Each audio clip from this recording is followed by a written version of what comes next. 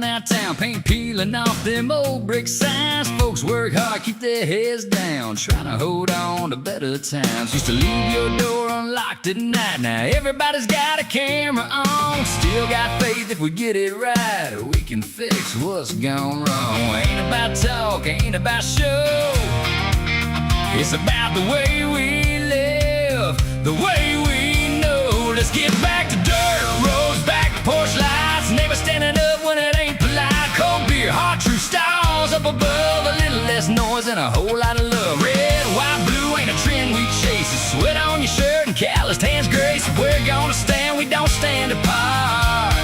We gotta get back to heart.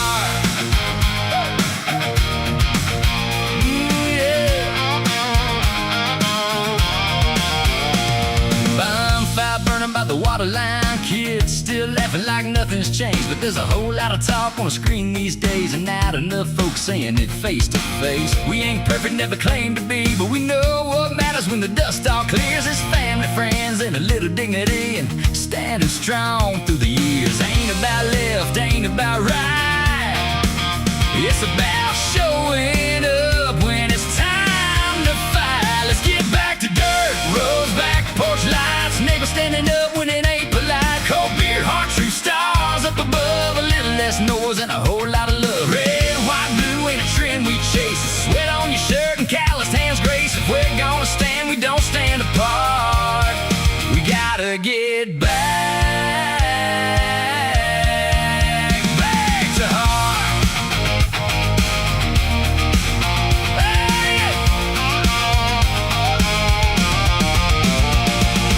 Ain't no filter, ain't no spin, just who we are and where we've been. If you fall down, we pull you up, that's the kind of country built on us. Let's get back to dirt roads, back porch lights, neighbors standing up, yeah, ready to fight. Cold beer, heart true stars up above, a little less talk and a whole lot of love. Red, white, blue ain't a flag you fold, it's a way of life and a code we hold. If we're gonna stand, we don't stand apart. We gotta get back, yeah, back to heart. Yeah, back to us. Woo. Back to us. Back to heart.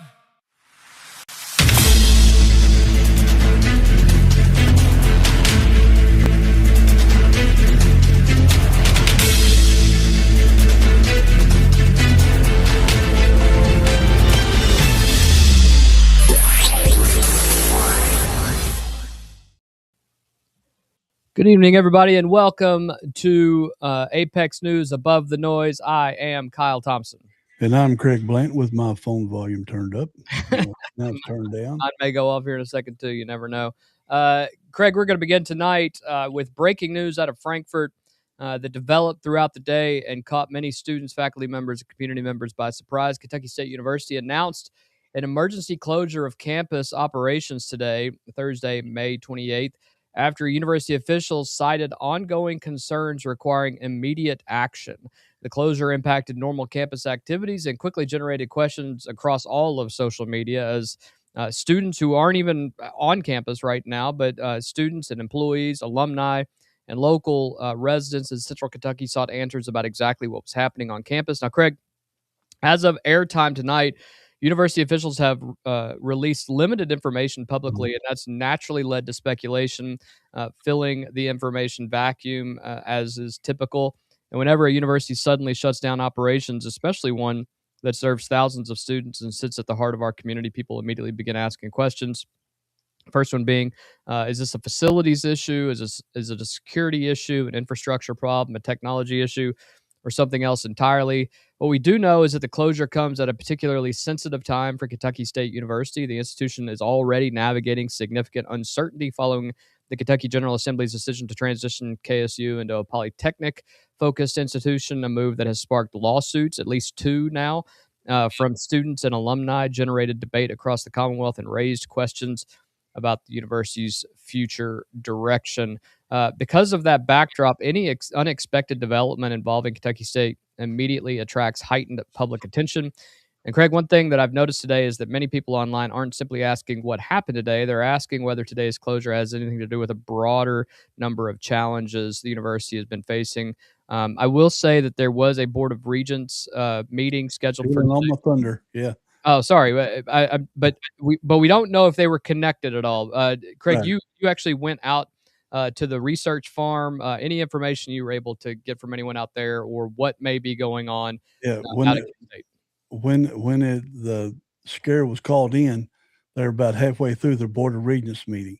Now, does this anything tied with Senate Bill 185 changing to Polytechnic like you talked about? Um, Went out to the farm and I talked to two employees leaving, and both of them said it was a bomb scare. So that's not confirmed. That's just what KSU employees said. So, and we saw that all across social media today too. And then I talked with somebody on the phone this afternoon, a little while ago, about 30 minutes ago, um, that there are numerous, this could be based on the challenges of the students that graduated, that were students last year, and the requirements coming in based on Senate Bill 285. You got to be paid up, got to have 2.5 GPA, your student behavior's got to be good. And there's two other things. I don't remember what they were, but they call them the 5 yeses on campus. And you got to hit those 5 yeses to come back. So all of this could be tied together, or it could just be like a couple weeks ago when we randomly had high school call-ins across the country where somebody was calling in bomb threats across the country. But I hadn't heard of any other universities getting these. So, this is the 4th or 5th incident on campus this year. At least. Oh, yeah. We talked earlier, and I think I can think of 5, which is first one was day one when they had a drive-by shooting, which is the first drive-by shooting I've ever heard of in Frankfurt. Plus, man, the media did not cover it for nothing. No. And then, then you had the shooting on campus where the bullying was going on, and numerous other events, other guns on campus thing. They ended up firing the fire chief, or maybe the entire police force, but I know they fired the fire chief. And so they've only got they don't have enough police officers on campus compared to what other universities got of that size. So all that could just be playing together, or just could be growing pains, because I keep telling people switching to Polytechnic is the future, because AI is going to get rid of so many jobs. You're not even going to believe how many jobs are going to be gone in 5 years. So get your students into science, technology, engineering, and math. Yeah, Or construction. we will obviously keep an eye on this. If any information comes across the wire over the next little bit, there was an all clear that was issued about an hour and a half ago. Mhm. That was reported by NBC. So at this point, not only NBC, like national. yeah, Oh my. and trickle down to WLX, but it is clear that whatever is happening was significant enough that for the better part of about 4 or 5 hours, campus was shut down.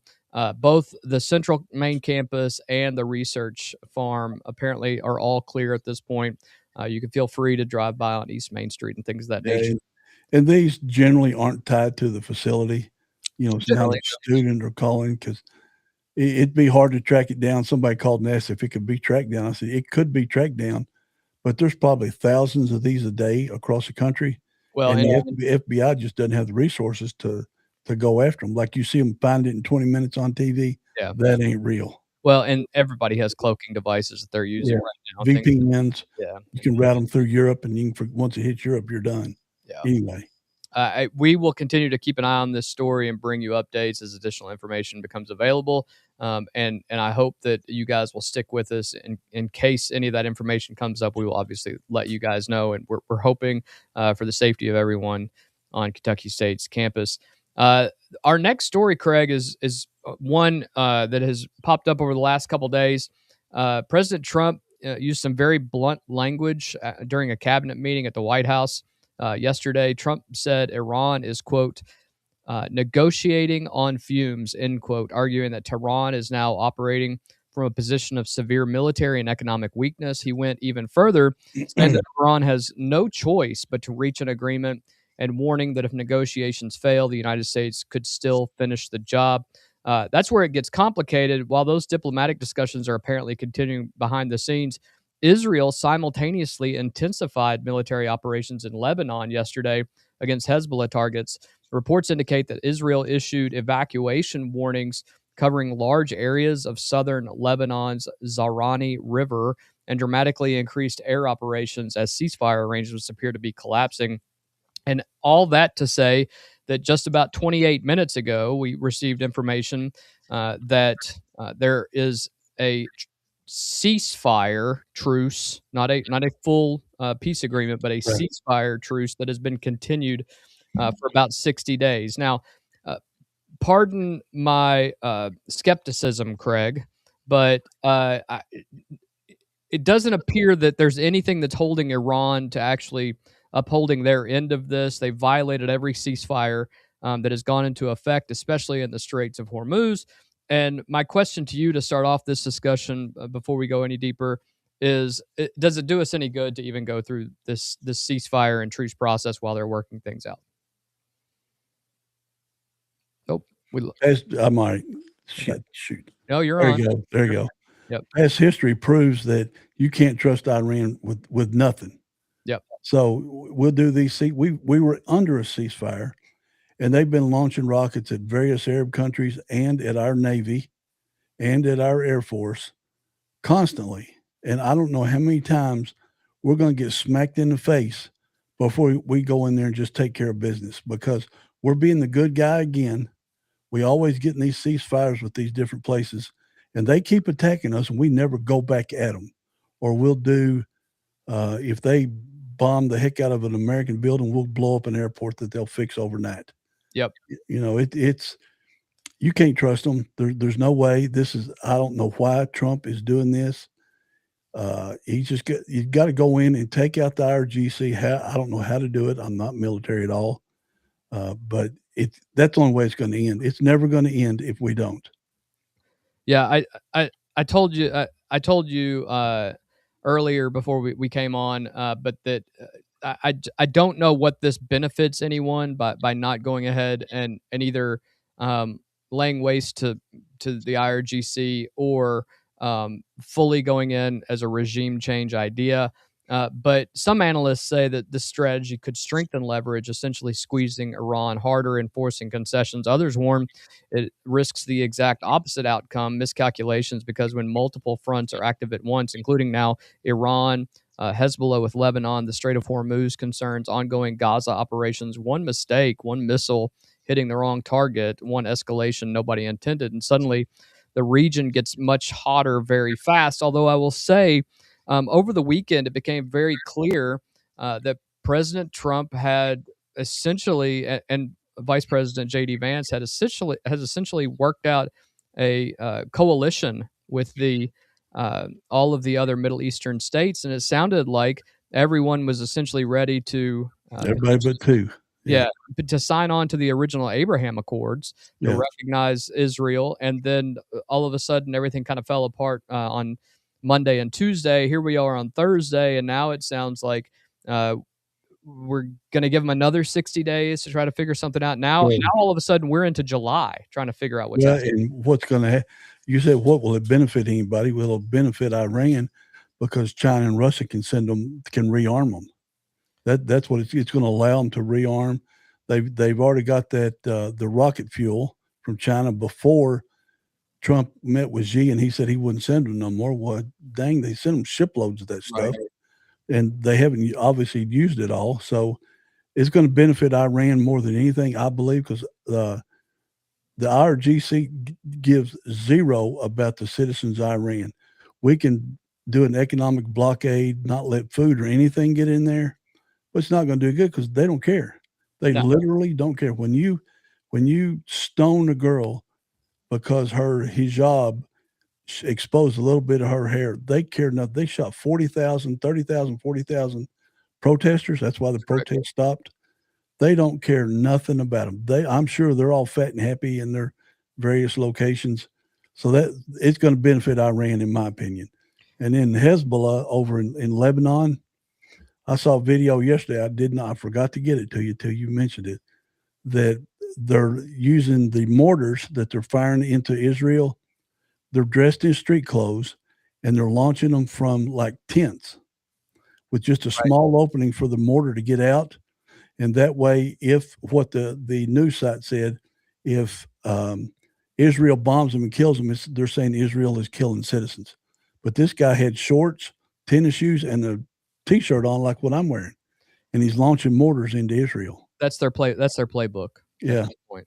So and the media runs with it. The media makes us the bad guy or makes Israel the bad guy because they're getting attacked. But I always say, what if Canada or Mexico started lobbing unguided missiles into the United States? we'd send the Boy Scouts in and take care of one of them. Right, to send 2 Boy Scout troops and take care of all of Canada. Mexico would be a little bit tougher because It would be a little bit tougher, yeah, because it's basically a fallen state. Well, you mentioned Russia and China, but more specifically Russia. Let's move and revisit a story we admittedly haven't spent enough time on lately because while much of the world's attention has been on the Middle East, the war in Ukraine has not stopped. And Craig, that's easy to forget because after nearly 5 brutal years, wars can disappear from headlines long before they disappear from reality. Some very serious developments are emerging over the last 2 days out of Ukraine. Russia has now issued warnings to foreign diplomats and foreign residents in Kyiv, telling them to leave the Ukrainian capital as Moscow threatens additional systematic strikes against what it calls Ukrainian decision-making and defense targets. The warning came after one of the heaviest bombardments of Kyiv since in recent months. And let's be clear here, whether this is purely militarily signaling or some type of psychological warfare, these kinds of warnings get attention because historically they sometimes precede larger operations. Mhm. Meanwhile, Ukrainian President Volodymyr Zelensky is now directly asking the United States and President Trump for additional Patriot missile systems and Patriot interceptor ammunition. According to reports today, Zelensky sent an urgent appeal arguing that Russian ballistic missiles remain Moscow's biggest strategic advantage and that Ukrainians' air defense stocks are being stretched dangerously thin. Craig, Where's Europe? Yeah, right in the Where's right. Europe? Yeah. Russia's not going to attack us. They're going to go from Ukraine into Europe. Yeah, it gets even more interesting because there is a larger, as I was getting ready to say, a larger geopolitical problem developing. Ukraine says it needs Patriot missiles. Israel and the Middle East operations need Patriot missiles. The United States only has so many Patriot interceptors. We need some of those as well. As many of you know, the United States War Department is actually working on our own defense systems around the Golden Dome. The Golden Dome around the United States. And Zelensky previously pointed out something that raised eyebrows internationally, that more Patriot missiles had reportedly been used in only a few days of Middle East fighting than Ukraine had received through much of the war. But let's talk about casualties because Europe. Yeah, exactly. Every time. Yeah, every single time it seems like we have to come to the rescue. But because after nearly 5 years, the numbers are staggering. Exact figures remain impossible to independently verify because both Russia and Ukraine tightly control battlefield information. But Western intelligence estimates and various government assessments suggest now that Russian military losses, that is killed and wounded combined, have reached into the hundreds of thousands and possibly a million or more. Yeah, I've seen a million. Ukrainian losses are also believed to be extremely severe, with civilian casualties now climbing as major drone and missile attacks persist. And Craig, that's where I think the bigger conversation starts tonight, because after half a decade, people are beginning to ask, what does victory even look like now? Russia has not achieved its original objectives. They have taken some land, but they haven't taken very little, and just maybe a few feet, literally. Yeah, a few feet in the last 5 months. Ukraine has survived and fought far longer than anyone expected, including the United States, but neither side appears capable of delivering a decisive knockout blow. So I want to throw this one to you. Are we nearing the end of this war because both sides are exhausted, or are we entering a danger stage where exhaustion itself creates pressure for a larger, riskier move. And I say that, but also throw this out at you. At the end of last week, for the first time since the Russian Revolution, Moscow actually received direct bombing Right. from drones, and there is a feeling that the people of Russia truly don't know the extent of the damage that is occurring on the battlefield. Of course, they are controlled by state-run Right. media, Correct. but now that it's hitting Moscow and hitting larger cities, will the people turn on Putin, and will it matter? So, I guess my question to you is: are both sides exhausted at this point, and what does victory look like? We better not hope they're exhausted, because if they're exhausted, then you get drastic. And what's Russia got that Ukraine doesn't? Nuclear missiles. Yep. Now, we don't know if Russia's nuclear missiles work, because they're 40-year-old stuff, which they housed at Ukraine, which was funny. Yeah. When they split up, Ukraine gave their nukes to Russia. But it's a lot bigger topic. Russia has 300 million people. Europe has 535 million. Russia's economy is like 1.2 trillion. Europe's is over 17 trillion. So they're 15 times larger than Europe. I mean, Europe is 15 times larger than Russia, yet they're dependent on the USA Right. to spend our money to give them multi-million-dollar rockets so they can fight Russia. Where is Europe? Just this last week, Europe said they're going to start going away from American munitions and start building their own. Well, And I'm not building their own, buying their own French fighter jets. yeah. Uh, Good luck. European, yeah, exactly. Because they're like 12 years behind us in technology, and European built missiles and all that stuff. Go ahead. Yeah. I hope they do, because that'll save us that much money, and then we'll see no more free college, no more free healthcare, because they'll have to defend themselves. But they always come back to us.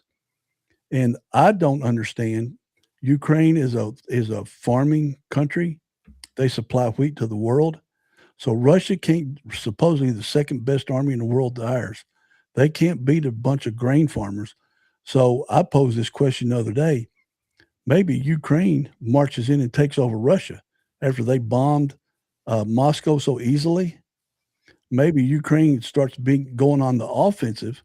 If Russia's coming to Kyiv, then maybe Ukraine starts bombing the crap out of Moscow, and then we'll see really what happens. Well, and the world does. I will tell you. I will piggyback on what you just said about, once you start getting exhausted, you start running out of men. The world doesn't. The world doesn't want Ukraine to invade Russia. That sounds fantastic. That makes no sense. That makes no sense. And it may sound great for a Facebook posting, but that is not what you want in this world, because when that happens, you have a madman with nuclear weapons, whether they work or not, and they are desperate. And I will tell you this: they've already emptied out their jails and prisons. Yeah. They are now North Korea's not sending no more soldiers there. They know that they're essentially kidnapping young men who are turning 18, who haven't been able to get out of the country yet, and sending them to the front lines where they are. I think I saw the other day that the average lifespan for someone on the front lines was like 72 hours or something. Yeah. When North Korea sent those 10,000 or 11,000 soldiers, they didn't make it a week. They were wiped out in a week. And they're killing 25,000 there's 25,000 human beings dying in that war zone every month. Every month. So that's 1,000 a day. But if Ukraine just sits there and takes it because the world doesn't want Ukraine to invade Russia. Yeah. Russia, it's a huge country. If you look at it on a map, it is massive. And their best friend is China. So if they start to run out of munitions, they'll just say, here, we'll sell you oil at $50 a barrel if you'll give us 10 billion bullets and some more of your rockets. And then China will use that to test it on the battlefield for if they have to ever take on the United States. This is a much, much bigger problem if you really dig into it. And we like digging into numbers here on Apex Media. Yeah, Probably bores people to death. it probably But does. But I will also say that the other fascinating aspect about this is that the Middle East and what's happening in the Strait of Hormuz is potentially causing a major uh, issue with regard to oil and munitions as yeah, well, because they need that oil for Russia and they need that oil for certain parts of Eastern Europe, and they're not getting it right now. And so I right. think that's a major problem for both of them as well. If they both run out of men and oil, you're in real trouble. You can't Right. get Yeah. anywhere. You got nothing to do. Yeah. I don't understand. Russia bombed all of Ukraine's utility companies. Yep. Why hasn't Ukraine targeted their oil wells, their Oh, oil fields? they've already started in the southern area. I think the next step is probably Crimea. Well, I mean, they could have done it 2 years ago Yeah, well, or 3 years ago when they were bombing out all their utility companies. but the technology now that Ukraine has with their drone technology is far superior than we would have World ever class. It's guessed. number one in the world. Yeah, it's by far what they're drone by wire, and they hide them in the trucks. But I think not being there, of course, Ukraine ought to go on the offensive. They could, but I'm telling you, if you end up doing that, that causes another major problem for everybody. And Well, again, who loses in? Ukraine just keeps getting bombed, well, and yeah, they don't fight back. but again, if you do go into Russia and you have a foreign power with nuclear weapons, and I think at that point, who really loses is Poland. Because it's going to spill over. We know that, And we sent 5,000 troops after we pulled 10,000 out of Germany. yep. We sent 5,000 of them to Poland. And we're also pulling apparently 5,000 out of NATO air bases as well that they've talked about in the next Right, 6 months. and correct. And I read that there was a misnomer when the news said that we're pulling submarines and battleships and all that stuff out. That's not true because one, we don't have them stationed over there. Our subs are all over the planet, and we don't know where civilians and most people don't know where they are. But what it is, if Europe gets in a skirmish, we're saying we're not sending battleships, we're not sending subs, we're not sending technology to help you out because they have bailed on us with the Iran conflict, as Trump calls it. They bailed on us, not helped us. France, Spain, England, Italy. Of course, Italy's backtracking hard now, but they haven't been there for us during this conflict. So just beg, you say, fine, we'll just take our toys and we'll go home, or we won't send our toys over there if Russia does invade you, or if somebody in North Africa invades you. We're not going to be there to help you because you weren't there to help us. Yeah. Uh, Obviously, we will update you as new information comes through. It is changing daily with regard to the Ukraine war, and Right. that may change very soon. I think they've been talking about peace negotiations for a while. I don't know what peace negotiations would even look like at this point because uh, you just call it a stalemate and walk away. I doubt. Ukraine's not going to give up their land that Russia's taken. They say if that's a deal killer right there. Yeah. Yesterday, Craig, the Justice Department announced it's moving to fast track benefits fraud enforcement cases, accelerating investigations tied to alleged fraud involving federally funded benefit programs such as Medicare and other taxpayer supported programs. The move appears to be a part of a broader effort by the administration to aggressively target waste, abuse, and fraud in federal spending. Many of these investigations begin under the Federal False Claims Act, often through whistleblower complaints known as KETAM actions, where private individuals report suspected fraud and may receive a portion of recovered funds if claims are ultimately proven. Historically, these reviews could sit for long periods before federal authorities decide whether to intervene, investigate further, or decline a case. Now, according to yesterday's reporting, the Justice Department said it intends to make many of those decisions within a 60 to 120-day window, Right. significantly speeding up the process. The DOJ says the goal is to move quickly on stronger cases and disrupt sophisticated fraud schemes earlier. Craig, on the surface, most people hear this and think, well, who opposes stopping fraud? That's a fair question. But where this becomes more interesting is the legal and structural question underneath it, because many of the programs are federally funded but state administered. Think about programs, federal dollars move through state agencies, state contractors, state healthcare systems, or local administrative networks. That raises all sorts of questions about hierarchy and authority. So, who takes the lead? Think about Minnesota and what Nick Shirley found out. Think about California and what Nick Shirley found out and what we're Right. finding out now. Think about Kentucky. Allison Ball says that her office identified more than $1 billion in fraud. Isn't that shocking? I mean, That's amazing.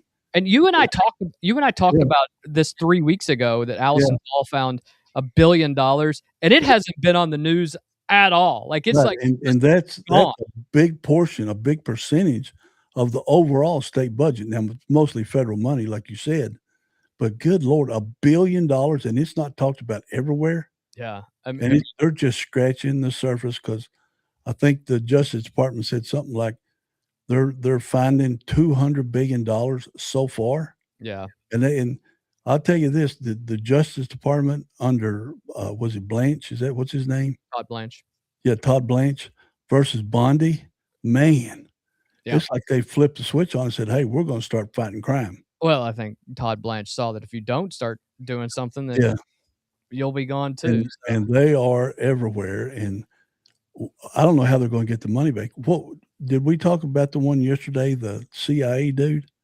Oh, Did we you haven't see talked. me? No, we haven't talked Is about that that is yet. that on our It's not, agenda it's not on today? our agenda today. But Oh, man, that was awesome. they found $40 million at 300 gold bars or something crazy Yeah, like that this yeah, guy had in his house. A 301-pound gold bars, CIA 2 officer, million in cash. $2 million in cash and $30 million in gold bar, and it's $40 million in gold 40 bar. million. And it makes you wonder, like, did he go to Fort Knox? Like, where do you get 300 gold bars? That is Yeah. a shocking amount, and that just adds the question: is it from a foreign entity? Are No, you I getting it dug from? into it further. Yeah, All I right, dug hit me with it. What do you know? It's from our federal government. He requested the money last fall from the CIA for some fake operation he was running, and he was keeping it. He was keeping the money. They found 30 Rolex, high dollar Rolex watches, 2 million in cash, all those gold bars, and all of it was he lied about his military career. He lied about his credentials to get into the CIA. He had top secret clearance. He had like 3 layers from the presidential level stuff of secret stuff going on in the world, and if he hadn't have got greedy, they wouldn't have caught him. Yeah, right. He accumulated this money over 6 months. And all those, and they just handed. So think about this: how many CIA operations are we throwing gold bars out everywhere? Well, and I mean, then good Lord. and not only that, but who's sitting around not accounting for it after it hasn't come back in? Like, if you're like, all right, we'll give you some gold bars and we'll Right. do all this, but that dude's not even working there anymore. Like, what are we even doing? Like, Yeah. where's all this money going? And think of the criminals in that area that he lived. Said, "Oh my God, we could have hit the mother lode." Oh my gosh. I mean, Who keeps $2 million cash in their house? right. I mean, Right. Lord, do you sleep on it or something? I mean, darn. It make me nervous just moving forward. But on the fraud issue, I think it's interesting that they're making a big deal about the fact that there's all this fraud and we're going to fast track it. Why are we fast tracking fraud investigations anyway? Like do you need more people to be able to go through this? I mean, it seems to me like that would be a major Because they just wash their hands of it after it's done. They got to know what's going on. Remember the inmates during coronavirus in California prisons getting rich off of checks being sent to them in the prison from the unemployment insurance and the coronavirus stuff. And they never checked on it. They never went back and scraped the money back. Well, this Justice Department is pulling the money back. They're going after the money that in Minnesota, in California. I'm assuming Allison Ball will do the same in Kentucky. And, we've talked to our congressman who is going after fraud all over the country.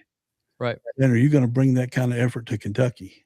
Well, and he said he would. Yeah, and I think we'll hear an announcement very soon about our congressman and whether he has future political aspirations and what that may mean for the Commonwealth as well. We will move forward to What happened on Tuesday, and what many political observers are calling one of the biggest primary upsets in years. I don't think it was. I think that uh, that is probably what happened with Bill Cassidy in Louisiana. But Texas Attorney General Ken Paxton absolutely dominated longtime Senator John Cornyn in the Republican primary runoff, ending Cornyn's decades long run as one of the most powerful Republicans in Washington. And Craig, this wasn't some narrow late night squeaker. This margin wasn't even close. Slaughter. This was a statement, a Let political. me interrupt right there. Yep. Dallas Morning News pitched the defeat as Paxton barely winning. Quote, barely winning. He won by almost 30 points. Yeah. Barely winning what? I don't understand it. But maybe that's he what barely won Dallas County because that's Well, and- Cornyn's home county, and Right, that and- one was with a few hundred votes at the time. Yeah. So okay. I just wanted to get that out there before I forgot about it. What a mess. Cornyn wasn't some backbench senator from some backwater place. This was a former Senate leadership contender, one of the most recognizable Republicans in Washington with major fundraising support and institutional backing. Yet Paxton, despite years of controversies, impeachment battles, and legal scrutiny, still steamrolled him. So what does it mean? Well, Craig, first it says one thing very clearly. The MAGA movement remains extremely powerful inside Republican primaries. For years, people have debated whether Trump was fading or evolving into something different. Last night and the last few weeks have proven differently, as this graphic will show you. Right now, in just the people he has endorsed, he is 118-0 in the last 118 races. Is that pretty good? Is that a pretty high percentage? If that was free throw shooting, I think you'd be pretty happy with that, Craig. Yeah, I mean it's and the news media is playing it down completely. Well, I will say, with regard to this particular case, Democrats immediately smelled an opportunity after the result, because Paxton enters the general election carrying significant political baggage, as we've talked about. And some polling before the runoff suggested Democrats believe Paxton might be a more vulnerable opponent.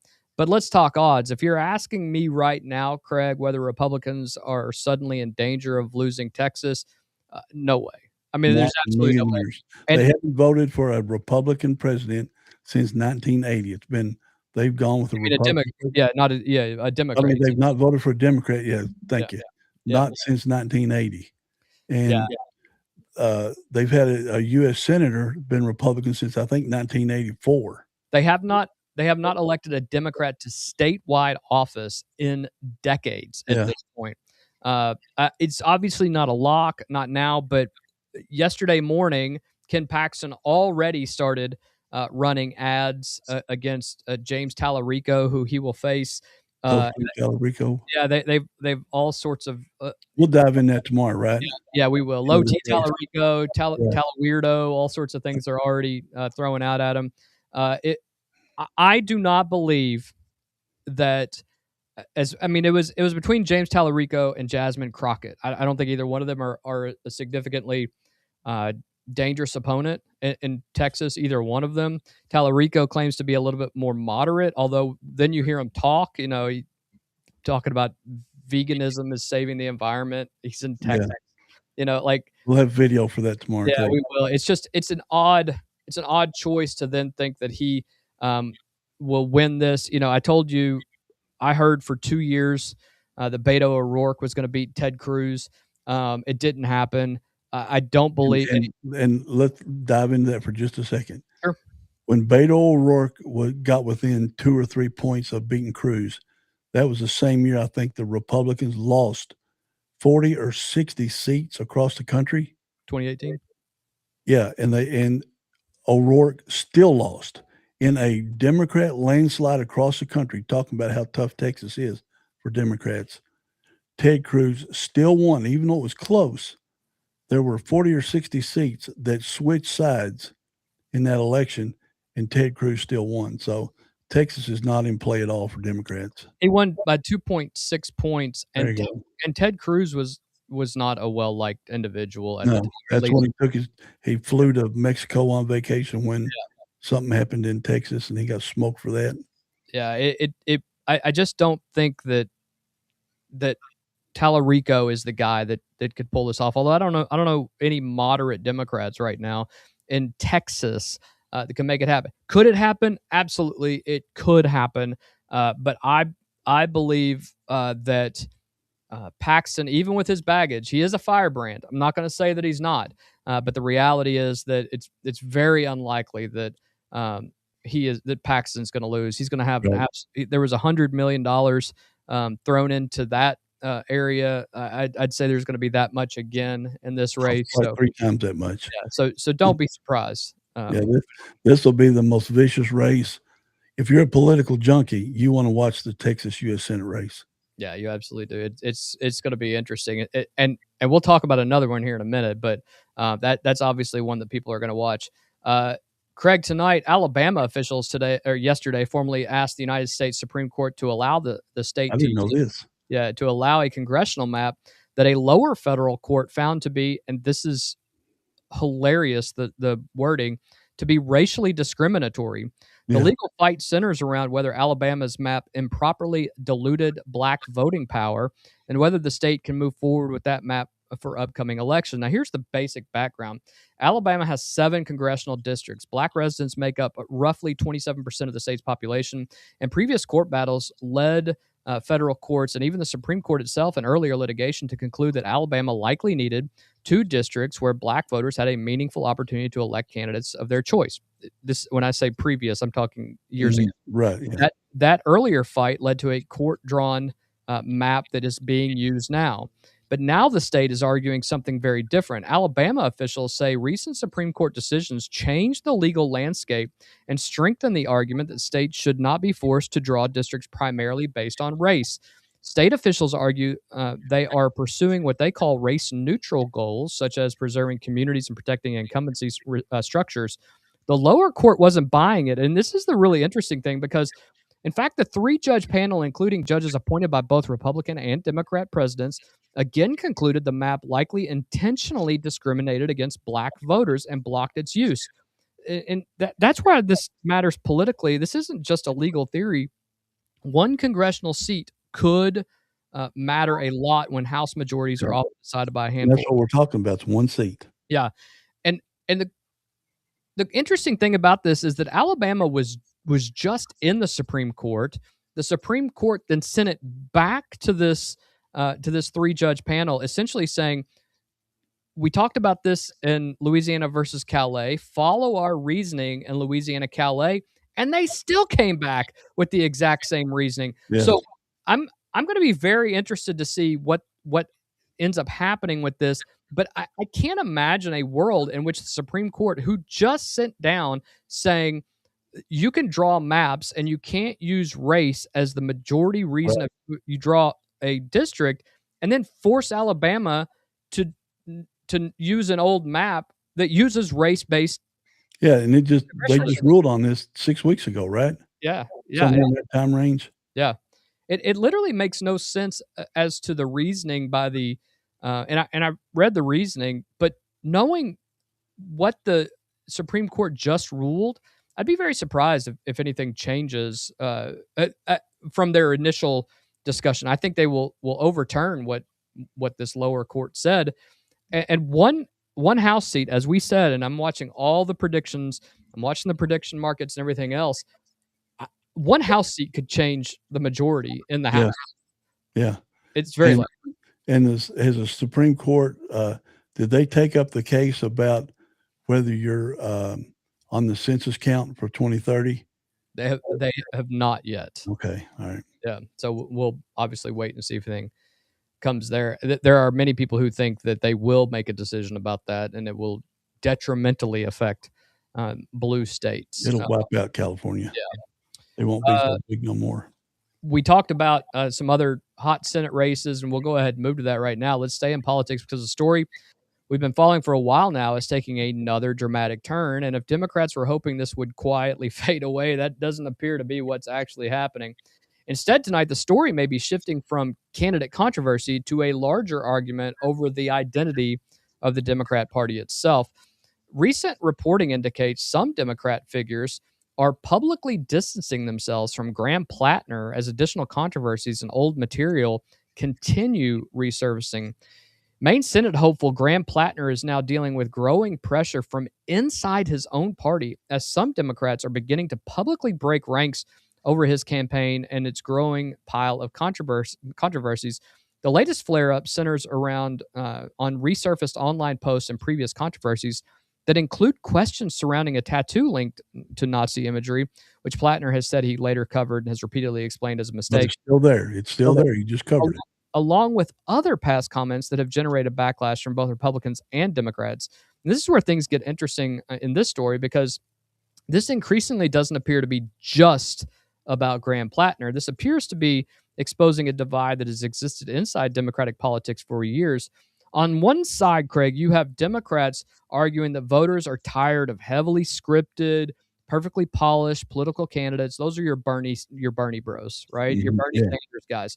Supporters point to Plattner's outsider style and argue that people can grow, mature, and move beyond mistakes. He still has notable support from prominent progressive figures and labor groups, the Elizabeth Warren and the Bernie Sanders guys. Bernie went up there this weekend. Yeah. On the other side, you have Democrats openly asking now whether the party is creating unnecessary risk in one of the biggest Senate opportunities of the entire cycle. Maine has been viewed as a potentially competitive seat. Susan Collins is notoriously unpopular, and critics worry that controversy is swallowing the actual campaign message. Whenever people start throwing around phrases like civil war within the Democratic Party, which is what this article actually said, I think we need to be careful, because that's a dramatic phrase, but that's AOC saying New York is going to pull up on Alabama. Pull up, quote, pull up. Yeah. And in the real world, that is not good language to use. It is. The other question that I'll ask is, there is a legitimate question underneath it, and that is, are Democrats heading toward a fight between populist outsider wings and more traditional establishment wings? So they're losing the party. Yeah, they're losing the party. Yeah, because you've got the Portland mayor who is Seattle mayor who is extremely unpopular. There's news out that a neighborhood blocked off the entrances to the neighborhood because the crime is so bad, and Seattle's not doing nothing about it. Then you got Virginia Governor Spanberger, that campaigned as a moderate, but she is a California left-wing radical. Then you got Plattner with his Nazi tattoo, and he's attacked Chris Kyle, the sniper. He attacked a Purple Heart veteran. And today I saw a poll this morning, breaking news poll. I don't know why it was breaking news, but he's leading her by 4 points. Yeah. And there's still a way to go. And Collins last year, though, Collins was expected to get beat, and she won easily. Yeah, her last poll, she was down by 10. The other thing about Maine is there's another one. There's the governor of Michigan, Abdul El Said, who is a radical, and he is leading. He's not the governor of Michigan. He's a House member. He's running for governor. Yeah, and he's running for Senate. He's running for Senate. Okay, and he's leading the Democrat side of that. Yeah. Now they're starting to turn on him also, like they're turning on Plattner, like they're turning on the Seattle mayor, and they're turning on Spanberger. She's one of the most unpopular politicians in America, where we've got, the first or second most popular governor in America. Yeah. I think I will also say that this morning I woke up to news that there were protests. I know there's always protests in New York, but there were protests outside of the mayor's house in New York City. And these were from radical liberals who are now mad that he's doing everything he said he was going to do. Well, and the main thing today or yesterday was he's going to take apartment buildings from apartment building owners and turn them over to charities or the tenants themselves. Yeah. And he's saying it's because they're in bad repair or or they've had a lot of notices filed with them by New York City inspectors. But instead of taking it away from them and giving it to people that got no money to do the repairs, unless the New York taxpayers are going to do the repairs, why not force the landlord to, because I owned apartment buildings, I made sure I didn't want the city of Frankfurt on me for the status of my buildings. Why is New York not making those guys fix up their own buildings too? Well, I think that's the whole point. They want more public housing, and they want to. But take property. You don't take property from an American. I You I don't do it as a government official. no, That's not America. I very much agree with you, but I'm telling you that in New York City, that's exact. I mean, he said he was going to do Oh, this on the yeah, campaign trail. and he's Now he's going to do it, and people are Right. mad he's going to do what he said he was going to do. right. They elected the guy, and he's following through. Just like people are mad at Trump because he's following through on what he campaigned on. Yep. And Mondani is doing the same thing. Yeah. Well, I think the thing that we'll have to keep an eye on here is that, for the last several months, all we have heard is that there is a fight, an internal fight inside the Republican Party. I believe and if you watch the DNC elections at the end of last year, when they all did their speeches and everything else, there is a lot more disagreement among that group and the DNC than there is in the Republican Party. But I think they are now turning on their own, and they're talking about dinos and things of that nature. So, and when I say dino, Democrat in name only, and things of that nature. So it's something that is going to be interesting to see, especially as and they were showing polls last night on CNN that the Republicans should be, or the Democrats should be up significantly. Right. The generic poll, they should be up double digits in the generic And poll. historically too in the midterm election. Regardless of who's done a good job or not, they should be way ahead. But they have nominated problems in their primaries that aren't good candidates when they get into the generals. And now you have a situation where the Democrats on a generic ballot have a 3-point lead. But that whole 3-point lead could be, based on Canada and California. And that's within the margin of error too. So it's basically tied. Right. And this hasn't happened in midterm elections in 40 or 50 years, because usually one party or another will gain 20, 30, 40 seats in a midterm election. This time it's looking, the predictions I've seen and the videos I watch every week, it's looking like today that the Republicans are going to keep the majority in the Senate and the House. Yeah, and the real test is looking at betting markets. The betting markets now almost all say that they will keep the Senate, and most of them have gone from an 85-15 to then a 70-30, and now they're even changing even more. On the bet markets, on the betting markets, Kalshi and stuff. We will obviously keep an eye on that and report back to you as things happen. Let's our last news story before we get to some fun that has already reignited one of the biggest political and legal battles from the last several years: transparency versus privacy, oversight versus executive authority, and whether the public should hear recordings that have become politically explosive. Former President Joe Biden has now filed a lawsuit against the Justice Department seeking to block the release of audio recordings and transcripts tied to interviews that later became central to Special Counsel Robert Hur's investigation into Biden's handling of classified materials. Now, one important clarification here, because this has already caused some confusion online. The current fight is not primarily over recordings from Biden's interview with Robert Hur himself. The legal dispute centers largely around approximately 70 hours of recordings from Biden's 2016 to 2017 conversations with ghostwriter Mark Zwanister. Yeah, good luck with that one. Which were later obtained and used during the classified documents investigation. The DOJ reportedly plans to provide materials with limited redactions to Congress and the Heritage Foundation absent a court ruling stopping the release. Biden's legal team is arguing this release amounts to an invasion of privacy somehow and a reversal of prior DOJ positions that treated the recordings as protected material. They're also arguing that congressional requests are effectively being used as an end runaround to disclosure restrictions. On the other side, Republicans and transparency advocates are saying something entirely different. They argue the public deserves to hear recordings that became part of one of the most scrutinized investigations involving a sitting president and later a presidential candidate. Critics argue that written transcripts alone don't tell the full story because tone, pauses, and verbal responses matter. And Craig, this issue is has a lot of history. Obviously, back in 2024, executive privilege claims were used to prevent release of certain her-related audio materials, leading to congressional fights and even contempt hearings involving Attorney General Merrick Garland. And here's where the conversation and the controversy got even weirder. If you support government transparency, then where's the line? Because private conversations with authors, advisors, and investigators are not exactly the same thing as official government policy documents.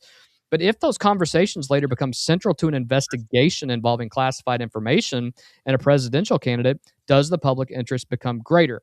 I will also say that, oddly enough, late yesterday, Jill Biden, Dr. Jill Yeah, Biden, Dr. Jill Biden.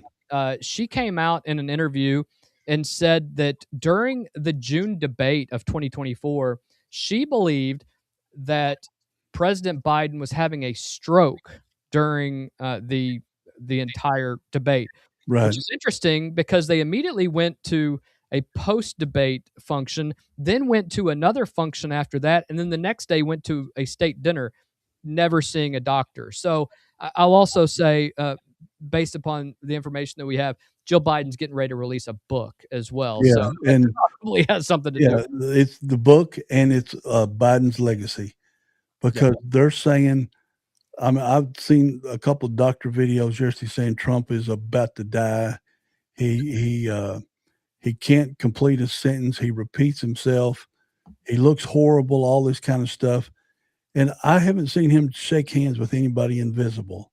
I haven't seen him trip on the stage. I I've seen haven't him seen walk him trip, away in the middle of I a haven't seen him conversation. trip up Yeah. stairs. I haven't seen him turn away from Barack Obama to shake somebody's hand and wasn't nobody there, or to walk, different areas, to fall off a bicycle. Yeah. All of these things that Biden did that everybody said was no big deal. Trump will hold a 3-hour meeting like he did yesterday, a cabinet meeting. He'll fly across the planet and have meetings for days. Yeah. And then come back home and hold a press conference the next morning at 8:00. Well, I mean, Where's the logic in that? yeah. Well, we've all seen it. I mean, they've shown presidents how they age in office. I mean, you are the most powerful person in the world. You have all of the secrets of the world on you, all the weight of the world on Yeah. you. We've seen all the pictures of Bill Clinton from 1992 to 2000. We've seen the pictures of Barack Obama from He 2008 went to gray over 2016. 8 years. Yeah. They all look significantly older. And with regard to Trump, he was old when he got in there. He's 78 when he Yeah. when he won, and he's going to be 80 this year, and he will eventually be the oldest president. But at the same time, it's like Ronald Reagan was old. These are old men who are running our country. And remember, they attacked him his last 2 years. Of Said course. Nancy Reagan ran the presidency. Can you imagine? And Her psychic ran it. yeah, her psychic ran the United States for 2 years. And it's just it's amazing how bumbling. I mean, Bill Clinton was sharp. Barack Obama was sharp as a tack.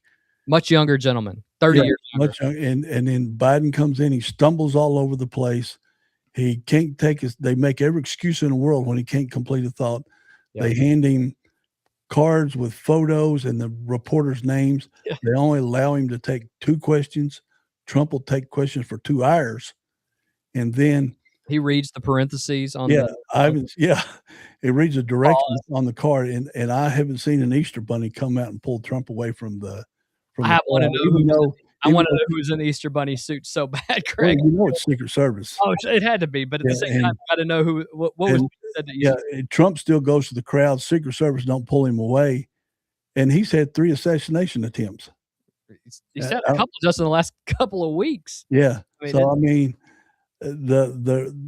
that's all they've got. 25th Amendment. That's all they've got, because Trump doesn't care, because he's not running for re-election again, which I don't understand why these people aren't going after J.D. Vance and Marco Rubio and others.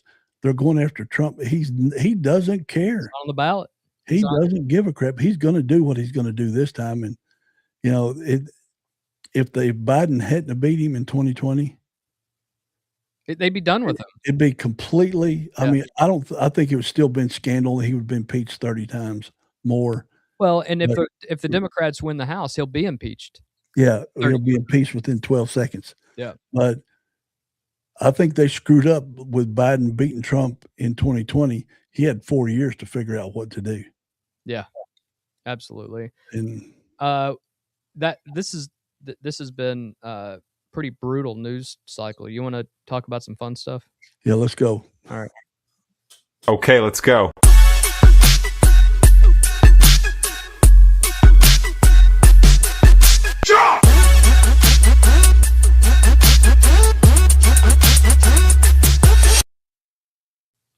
So Go Cats. yeah, go Cats. So late last night, we got news that Milan Momcilovic has withdrawn from the NBA draft and will be returning to college.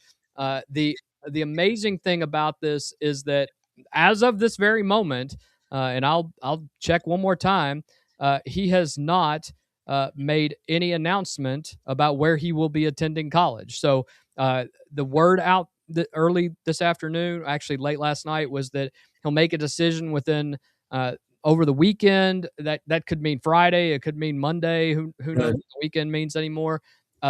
We did get information early this morning, that at the last minute, Tunde Yusufu actually withdrew from the NBA draft.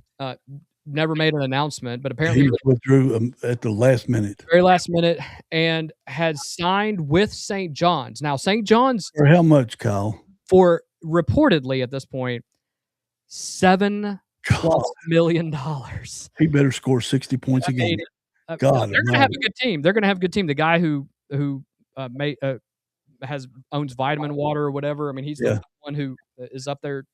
I mean, he's going to try to bring a title to Queens. Yeah, he's self-funded. Yeah, he's self-funding that team. But at the same time, that essentially took St. John's out of the running for Milan Momcilovic's services next year, because they don't have any. I mean, they can't justify another $7 million. And it sounds like with Yusufu signing for that amount of money, that Momcilovic and his people are going to require that amount of money. That then takes Arizona, who was a late player in the game. They don't have, from our reporting, and this is from Arizona Wildcat basketball reporting from their own people, that they don't have the stomach to actually go in and make a $7 million offer. Plus, they're sitting on about $3 to $5 million Already. They would have, I mean, to pay Momcilovic from the research yesterday or day before yesterday. Yep. So they would have to dig deeper from somebody to pick up that extra $3 million to pay him. Yeah, I don't think that. I think it is down, and a lot of people are saying that. Jeff Goodman has said this. Other people have said this, that it essentially is down to two programs. That's obviously the University of Kentucky. Everybody wants, final word that he is, coming to Kentucky, and we're obviously waiting as well. If it comes across the wire, we'll let you guys know. We'll jump on here as well for a live. But the other thing, the only other team that's available that has this kind of money right now, I think, is probably the Fighting Scrooge McDucks down over in Louisville. And I don't know what Brinks trucks they have knocked off, but they're sitting on about $30 million in roster, just salaries next year. And Pat Kelsey, I mean, good on you, man. I mean, I hope he is able to just do well. But at the same time, there ain't no way someone survives after spending $30 million and not winning a national championship. Yeah, Alvy's got it right, because Harvard's sitting on $36 billion in endowments. You're absolutely it is phenomenal, the amount of money that they're throwing out to these players. And I don't know nothing about that other guy that I can't say his name, but scored 18 points a game last year as a shooting guard for Baylor. So I didn't even know he was a guard, because I had to look him up. Yeah. But, last night when Momcilovic announced that he was withdrawing, we had over 300 some people on, something like that, and a bazillion questions we couldn't keep up with. Yeah. That's how important it is for the fans, or the desire, I guess desire, not important, desire of the fans to hope Monsilovich comes, and with him, and like we talked about yesterday and the day before and the day before and the day before, that'll put us in a top 10, top 7 team going into the beginning of the season. And watching the highlights of him shooting, God, I don't care if he plays a lick of defense. Well, I don't care if he guards nobody. I sent you some video today. Yeah. I'm not going to upload it, but I sent you some video today of Justin McBride. Right. Oh, God. Listen, I'm telling you guys, I'm telling all of Big Blue Nation right now. I know you don't know a lot of these players that are coming in, and you're only hearing names like Zoom Diallo. There are guys that are coming in here. One guy named Justin McBride, and he's 6'8", 225, 230 pounds. Sounds like just a big, wide body. This dude moves to the basket. He is quick, and he can rebound, but not just because he's a big body. Think of an Oscar Tshiebwe kind of guy that knows where the ball's going to go, just with speed and hustles. So this dude gets to the basket. I was shocked. Somebody said, and let me read his stats. Yep. He's 6'8", played at James Madison last year. He's 15.3 a game, almost 6 rebounds. That's impressive also. Yep. Almost 2 assists, 49.4 from the field, 40% from three-point line. And he's the lower end on the UK free throw shooting team at 78.2%. Yeah. And he started, every game but one last year. And so this guy, nobody's even talking about him. No. That's why I think we're going to sneak up on a lot of people. Frank Kepnong is going to be down low as well. He's a man. Beast. He is a man. And then you got the unicorn we know nothing about. You got Braden Hawthorne, who is also 6'8", 6'9", 6'10". Yep. Coming back. Who can shoot the lights out as well, from what we understand. Everybody can talk a lot of smack about the University of Kentucky and what they do and don't have. But the one thing we know that they have right now is that nobody knows anything about them. And that is dangerous, especially with a team that is finally potentially going to be healthy. And I think that's. Yeah. And taking their, we talked about this last night too, taking their team average 98 points a game before Monsilovich, add him in there. We got 114 points cumulative average from last year on the players on our team. So we got some shooters, we got speed, we got width, we got bulk, and the guards on UK are just going to be happy all year long because they can drive, throw to either wing, or throw to the shooting guard in the back behind them, and we're going to be shooting 3-pointers like Rick Pitino era. Yeah, I will say, excuse me, one of the things that I know we talk about Jeff Goodman. He's the Field of 68 Kentucky guy. He said today that Momcilovic is probably the guy that determines whether Mark Pope is coaching at Kentucky a year next year. I agree. I think agree. There's some, again, we don't know what this team has. I mean, we can look at, development of these players and what they can do. But I just believe that Momcilovic and Kentucky are a perfect marriage of a team that runs the offense that he needs and a player that needs to shine in a system and in a conference. And I had a lot of people on here, talking last night about, St. John's, you get to play all your games in a sold-out Madison Square Garden. Madison Square Garden is not sold out for all the St. John's games. No. They're sold out for some of them, but on your Tuesday night games when they're playing, DePaul or whoever, they're not sold out.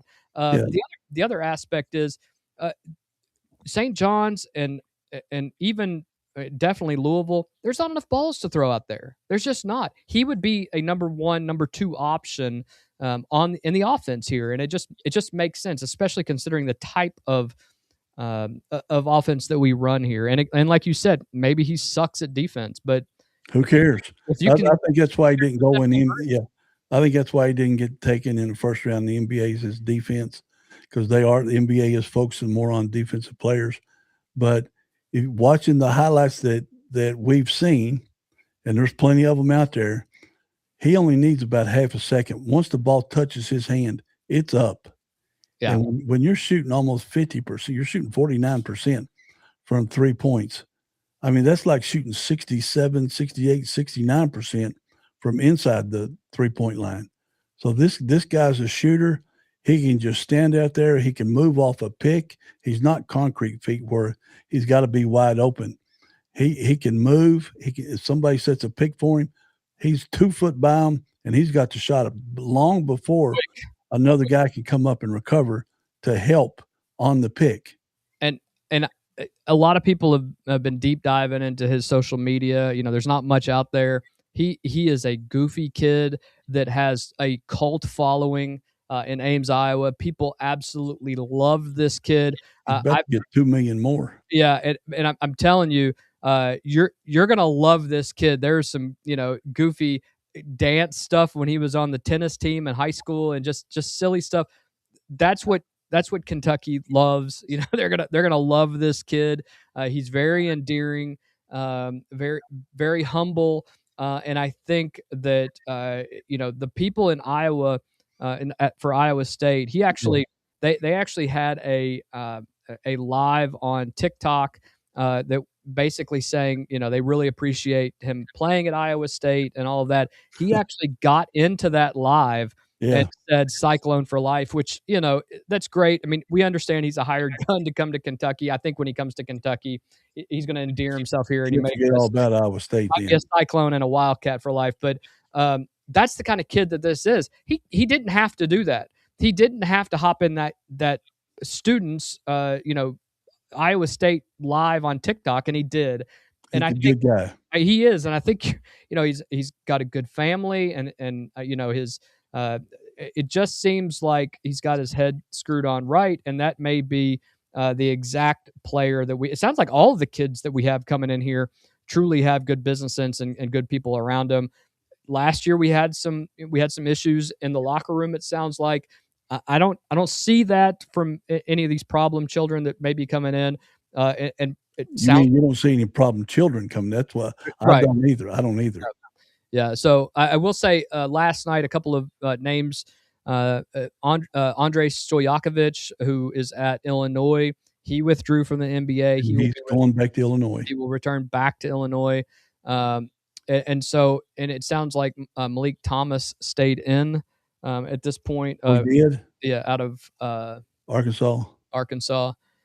So, it's interesting where that leaves us, but we are in limbo. We are on Milan watch right now. And we'll see if we have the M&M boys playing for us next year. That'd be quite a T-shirt endeavor right there. Copyright Apex. And just think, like we talked about last night, each wing, you'll have Cam Williams. Yeah. You'll have Momcilovic starting, and those guys can bomb away. It's got these guards. I'm telling you, these guards are just going to be ridiculously happy. They're going to get 8 or 9 assists a game every game. Well, I also good shooters we got. I also listened again, Jeff Goodman, but it was not only that, but the other guys on the field of 68, and they were talking about, well, Kentucky's got a couple of guards that are coming in that can't shoot.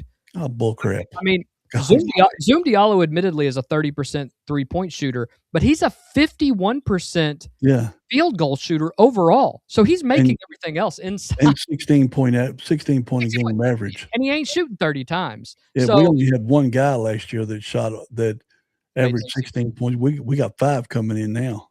Yeah, these are scorers. And it's but at the same time, they're not they're not in the sense that they have to get their 20 points. And if they don't get their 20 points, their team struggled. Yeah. They can all be a cohesive match. And I think it may be the best lineup that Mark Pope has had. This could be a top 10 team, and we'll see, what the chemistry does for the rest of this group as well.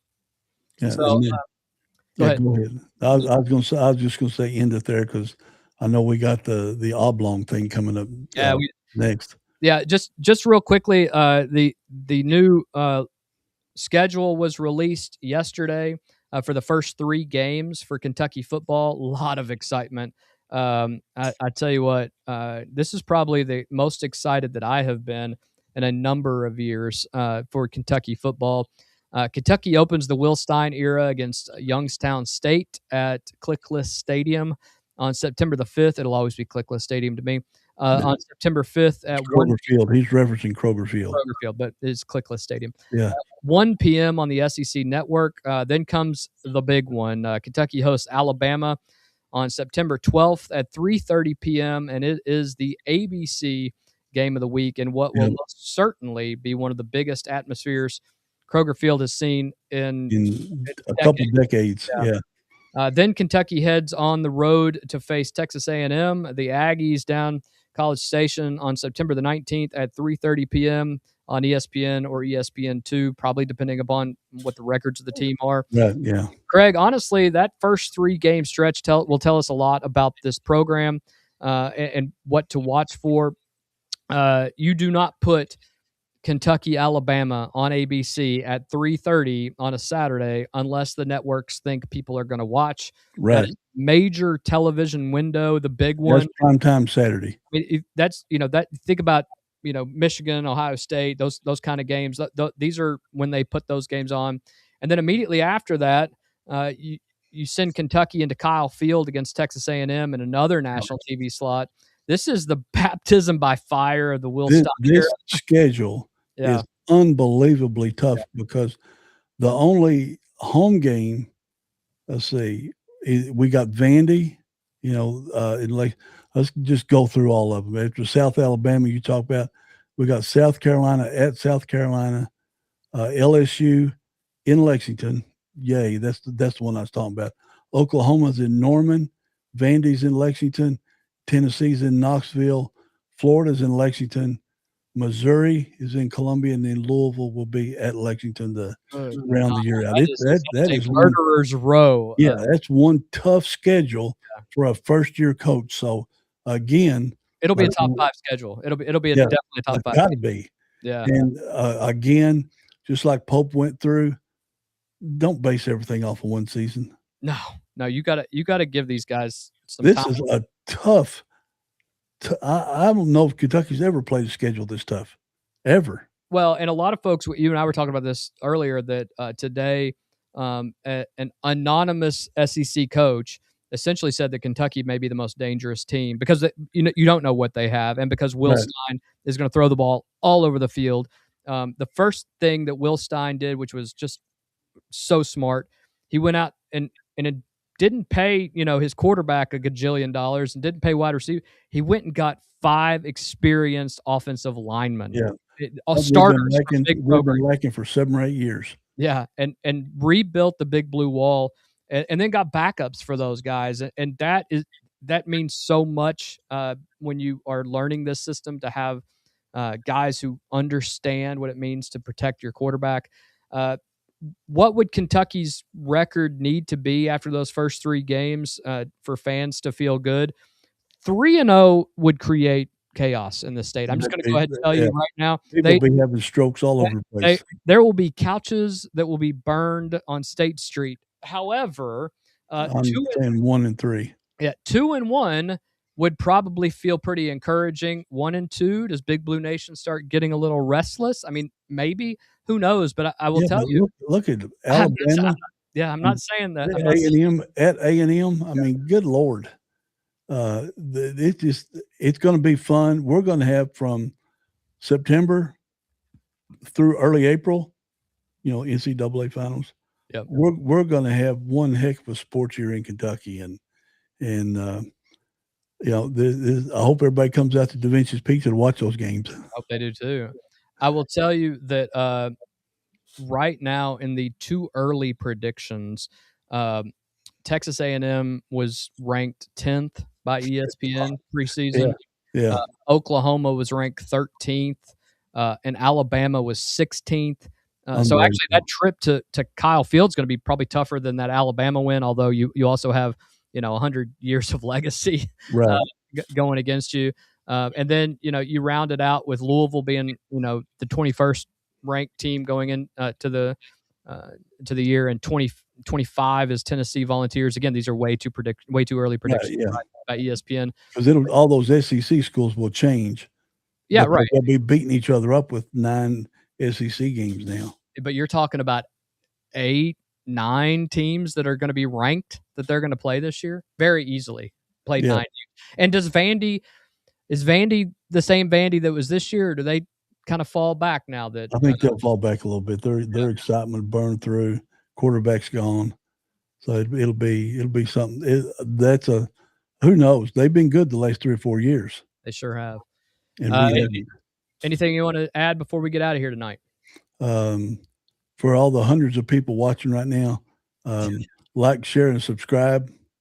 Help us out a lot. The more subscribers we get, the more our reach becomes, and we want to get that reach. We just crossed 1,500 subscribers, Kyle. 1,500 subscribers in the So we're rocketing up there, but we can 60 days. The more you do, we're looking for a producer. We're looking for a third person. If you want to produce and be on air with me and Kyle, reach out to one of us. Yeah, let us know, because that'll save us a ton of work. Because we spend all day doing research and all night. We'll probably still be spending. Yeah, I know we will, but we wouldn't mind a third person. You agree, Kyle? Absolutely, and They take some of the workload off of us. That's why it's so fun when John and others who join us, our Right. John Hibbert, but and we'll have him back. Like Craig said, if you guys enjoy the program, make sure you like, subscribe, and click that notification bell so that every time we're getting ready to go live, you guys will see that, and it'll direct you to our show. Another packed night, Craig, very typical for us, from rising tensions involving Iran and Hezbollah to Ukraine, entering yet another dangerous chapter after nearly 5 brutal years of war, to major political earthquakes here at home, with Ken Paxton's dominant win and with the Supreme Court battles. And of course, Big Blue Nation doing what it always does this time of year, obsessively refreshing our social media, waiting on transfer portal news and NBA draft decisions, which we got last night. Now we're just waiting for the other half. And honestly, Craig, that's why we do this show, because the noise never stops. The spin never stops. And somewhere in the middle of it all, people are just trying to figure out what's real, what matters, and what comes next. And that's why we do this entire show. So to everybody who joined us live tonight, everybody watching on replay, everybody sharing the show, we want to thank you guys. It helps us grow, and we genuinely appreciate that. For Craig Blanton, my good friend, I am Kyle Thompson. Until next time, stay informed, stay sharp, stay above the noise. See you guys. Have a great night.